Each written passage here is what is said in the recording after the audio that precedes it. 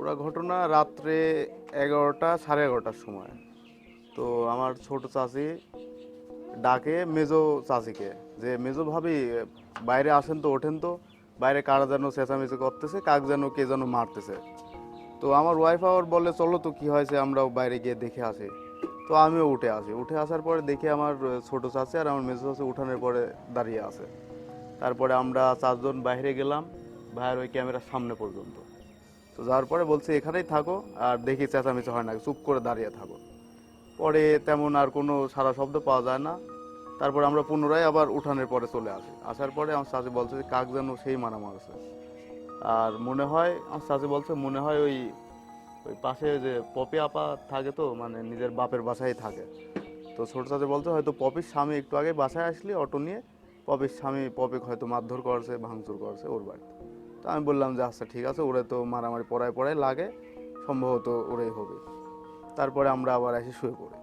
আর যা হয় বিস্তারিত সকালে আমরা জানতে পাবো। প্রিয়টা দেখলাম এখানে দাদিকে মাথায় কোপ দিয়ে মেরে ফেলছে, আর মেয়েটাকেও দেখলাম ওই ওখানে গম ক্ষেতের পাশে ফেলানো আছে।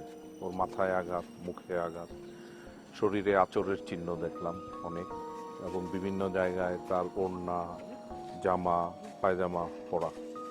তো প্রাথমিকভাবে আমাদের যা মনে হয়েছে এটা রেপ উইথ মার্ডার। তো দাদি হয়তো ধস্তাধস্তি করছে, বাধা দিছে, দাদির কাছে জোর করে নিয়ে গেছে, মেয়েটা পালানোর চেষ্টা করছে, পরে ওখানে রেপ হয়েছে, মেরে ফেলছে, এরকম আমাদের কাছে মনে হয়েছে।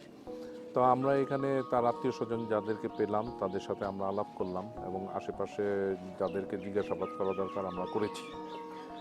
আমরা এটা তদন্ত করতেছি, এবং আশা করি এটার একটা ক্লু ইতিমধ্যে আমরা হাতে পেয়েছি।